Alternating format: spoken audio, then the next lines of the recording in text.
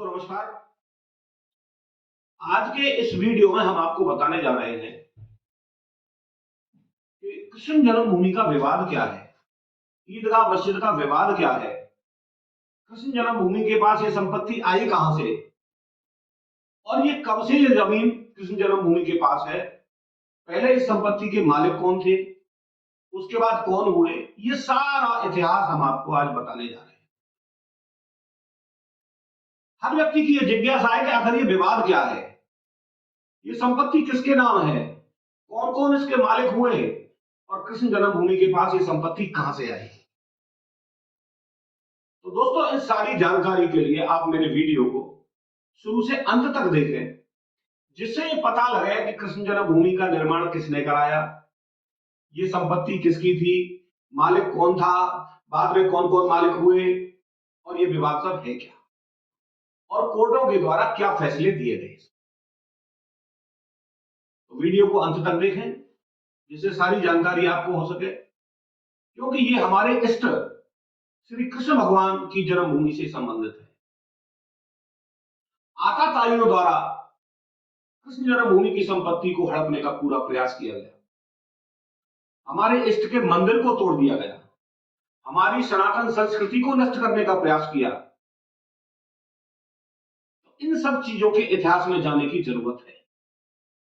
तो दोस्तों शुरुआत करते हैं कि कृष्ण जन्मभूमि का जो निर्माण है वो किसने कराया। तो इसका जवाब दोस्तों मैं आपको बता दूं कि कृष्ण जन्मभूमि का जो निर्माण है वो 1618 ईस्वी, दोस्तों 1618 ईस्वी में ओरछा के जो महाराजा थे श्री वीर सिंह बुंदेला, इनके द्वारा कटरा केसर देव की जमीन पर कृष्ण जन्मभूमि का निर्माण कराया गया। कटरा केसर देव की भूमि जो रेवेन्यू रिकॉर्ड में भी दर्ज है, ये 1600 ईस्वी से पूर्व से ही चली आ रही है। तो इस जमीनी संपत्ति के जो मालिक थे वो कटरा केशव देव थे और उसी जमीन पर ओरछा के महाराजा वीर सिंह बुंदेला ने जन्मभूमि का निर्माण कराया। 1670 में एक आताताई हमारे हिंदुस्तान के अंदर पैदा हुआ और उस आताताई का नाम था औरंगजेब। औरंगजेब के द्वारा हमारे मंदिर को, हमारे इष्ट के मंदिर को ध्वस्त करके और हमारे सीने पर जबरन शाही ईदगाह मस्जिद का निर्माण करा, जबकि औरंगजेब को कोई अधिकार किसी तरह का नहीं था कि वह हमारी कृष्ण जन्मभूमि को नष्ट करके मंदिर को तोड़कर वहां पर एक ईदगाह मस्जिद का निर्माण कराए। उसके बाद दोस्तों क्या हुआ, गंभीरता से सुना है सारी चीज को। 4 अप्रैल 1770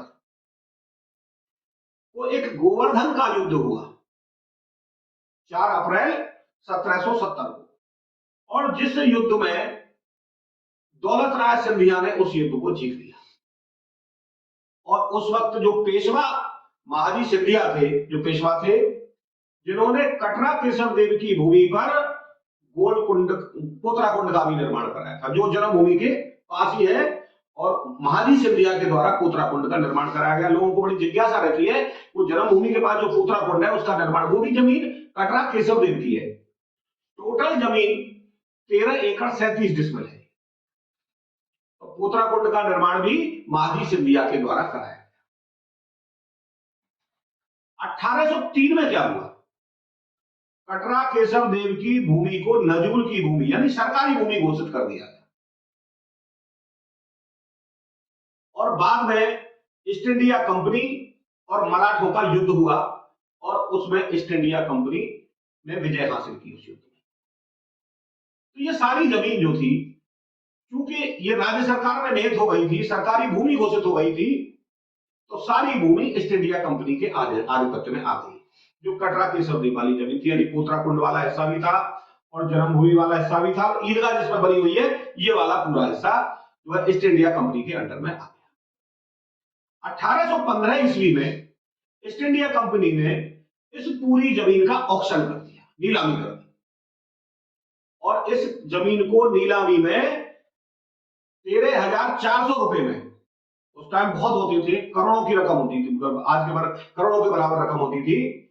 ये बनारस के जो महाराजा थे पटनीमल, उन्होंने इसको ऑक्शन में ईस्ट इंडिया कंपनी से ले लिया।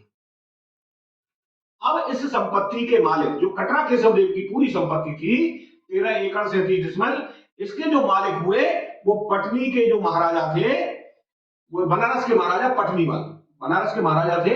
इन्होंने ऑक्शन में ईस्ट इंडिया कंपनी से खरीद लिया। अब होता क्या है दोस्तों, 1832 में जो मुस्लिम पक्ष था ये कोर्ट में गया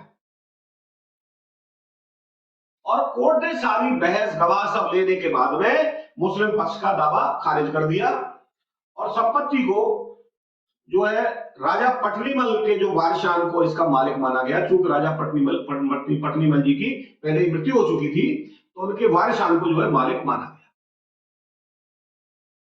अब होता क्या है, 1860 में बनारस के जो महाराजा थे पटनीमल, इनके एक वारिस थे राजा नरसिंह दास, इनके पक्ष में कोर्ट के द्वारा डिग्री कर दी गई और मुस्लिम पक्ष का जो दावा था वो खारिज कर दिया गया। अब यहां पर यह चीज समाप्त हो गई कि भाई इस जमीन का मालिक है कौन आखिर, और कोर्ट के द्वारा बनारस के राजा पटनीमल को मालिक मानते हुए पटनीमल की मृत्यु के बाद उनके वारिस राजा नरहरिदास को जो है इस संपत्ति का मालिक माना और मुस्लिम पक्ष का दावा खारिज हो गया। यानी कि मुस्लिम पक्ष का इस संपत्ति पर किसी तरह का कोई अधिकार न्यायालय के द्वारा नहीं माना गया। अब किस आधार पर मुस्लिम पक्ष दावा करता है, जब कोर्ट ने अपनी पहले ही फाइंडिंग दे चुकी है महाराजा पटनीमल के फेवर में या महाराजा पटनीमल के वारिसान के फेवर में, तो मुस्लिम पक्ष का तो वहां कुछ रहा नहीं। ईदगाह भी उस वजह से यहां अवैध मानी गई। अब दोस्तों क्या होता है, इसी दौरान क्या हुआ, हिंदू मुस्लिम पक्ष के बीच वाद चला और 1920 में हाई कोर्ट में मुस्लिम पक्ष को निराशा हाथ लगी और कोर्ट ने माननीय हाई कोर्ट इलाहाबाद ने मुस्लिम पक्ष की जो दलीलों को बिल्कुल खारिज कर दिया और यह कह दिया कि जो 13.37 एकड़ जो जमीन है इस पर मुस्लिम पक्ष का कोई अधिकार नहीं है। और 1944 में जमीन पर पटनीमल के वारिस राय किशन दास ने उक्त जमीन पटनीमल के वारिसों को मान लिया। बाद में 1944 में क्या हुआ दोस्तों, 1944 में इस संपूर्ण 13 एकड़ 37 डिसमिल जमीन को जो पटनीमल के एक वारिस थे राय किशन दास जी, इस जमीन को 13,400 रुपए में विक्रय कर दिया पंडित मदन मोहन मालवीय जी को, गणेश दत्त गोस्वामी जी को और भीखालाल अत्रे जी को। अब पटनीमल के वारसान से ये जमीन आ गई मदन मोहन मालवीय जी के पास, गणेश दत्त गोस्वामी जी के पास और भीखलाल जी के पास। तो इस संपूर्ण संपत्ति के जो मालिक हो गए ये तीनों लोग। अब इस जो जमीन खरीदी थी इन्होंने मदन मोहन जी ने पटनी के वारसान से, पटनीमल के बाद 13,400 रुपए में, उसका भुगतान जो किया था वो किया था श्रीमान जे बिरला जी के द्वारा, जो हमारे देश के बहुत बड़े उद्योगपति हुए घराना है, इनके द्वारा इसका भुगतान किया गया और ये जो जमीन है मदन मोहन मालवीय, गणेश दत्त जी और भीखलाल जी के नाम आ गई। पूरे इतिहास में कहीं भी ये उल्लेख नहीं है कि इस जन्मभूमि का जो एरिया है, जन्मभूमि, कृष्ण जन्मभूमि की जो मिल्कियत है वो कभी मुस्लिम पक्ष के पास नहीं, ना तो ये कभी औरंगजेब के नाम रही, ना कभी कोई म्यूटेशन रहा, ना कोई दाखिला खारिज हुआ, ना कहीं रेवेन्यू रिकॉर्ड में और ना कहीं इतिहास में इसका वर्णन देखने से मिलता है कि ये जमीन कभी भी मुस्लिम पक्ष की रही।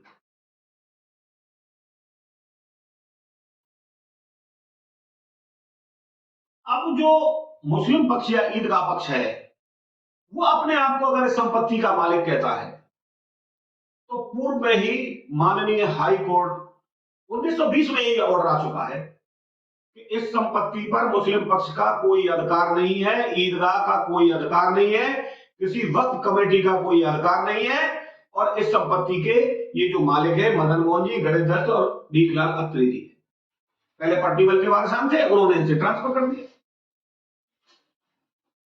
अब दोस्तों यहां देखा जाना है कि मुस्लिम पक्ष अनर्गल तरीके से इस संपत्ति को हड़पने का प्रयास कर रहा है, लेकिन माननीय न्यायालय द्वारा 1920 में ही इस मामले का फैसला कर दिया गया। किसी वक्फ बोर्ड के द्वारा यह जमीन नहीं खरीदी गई, वक्फ बोर्ड को किसी ने दान नहीं दी, कहीं कोई हवाला ही नहीं है, तो इसलिए मुस्लिम पक्ष या ईदगाह कोई भी इस संपत्ति की मालिक नहीं हो सकती। अलावा इसके दोस्तों हम एक रेवेन्यू रिकॉर्ड भी उठा के देख लें तो 1395 फसली, इसका खेवट नंबर है 255, खसरा नंबर है 825 और 1395 फसली 13.37 एकड़ पर जो मालकाना हक है वो कृष्ण जन्मभूमि का है और भगवान कृष्ण का ही नाम उस पर दर्ज है, कृष्ण जन्मभूमि। 1424 फसली में भी यही पोजीशन है। अब दोस्तों मुस्लिम पक्ष इसका मालिक कैसे हो सकता है? तो यहां इस वीडियो के माध्यम से मैं मुस्लिम पक्ष से भी ये गुजारिश करता हूं कि आप अपना विशाल हृदय दिखाएं, कोर्ट के आदेशों का सम्मान करें और अपनी इच्छा से इस सारी जमीन को भगवान कृष्ण को अर्पित कर दें। तो दोस्तों ये सारा विवाद था, ये मैंने सारी चीज हिस्ट्री इसकी समझा दी। अगले वीडियो में फिर मैं कृष्ण जन्मभूमि के संबंध में एक नए विषय पर आपसे चर्चा करूंगा और आपको जानकारी दूंगा। दोस्तों मैं ताराचंद शर्मा एडवोकेट, नगर अध्यक्ष कोसीकला एवं तहसील छाता क्षेत्र प्रभारी श्री कृष्ण जन्मभूमि संघर्ष न्यास, आपके लिए जन्मभूमि पर नई नई वीडियो या नई नई जानकारी आपको दूंगा। अगले वीडियो में मैं आपको यह बताऊंगा कि ट्रस्ट जो वक्फ बोर्ड के द्वारा क्या घोटाला किया जा रहा है, क्या घोटाला किया गया है कि हमारी कृष्ण जन्मभूमि को भी अपने नाम दर्ज करने का प्रयास कर रहा है, जबकि उसको किसी तरह का कोई राइट नहीं है। इस संबंध में अगले वीडियो में आपको जानकारी दूंगा। दोस्तों आज के लिए बस इतना ही। अगर मेरा वीडियो आपको पसंद आया हो इसको लाइक करें, ज्यादा से ज्यादा सनातनियों तक मेरा ये वीडियो शेयर करें जिससे सभी लोगों को इसकी जानकारी हो। और अगर मेरा वीडियो आपको पसंद आए, मेरे हौसला बढ़ाने के लिए मेरे चैनल को सब्सक्राइब करें। दोस्तों जय श्री राम, जय श्री कृष्ण, राधे राधे, जय श्री राधे।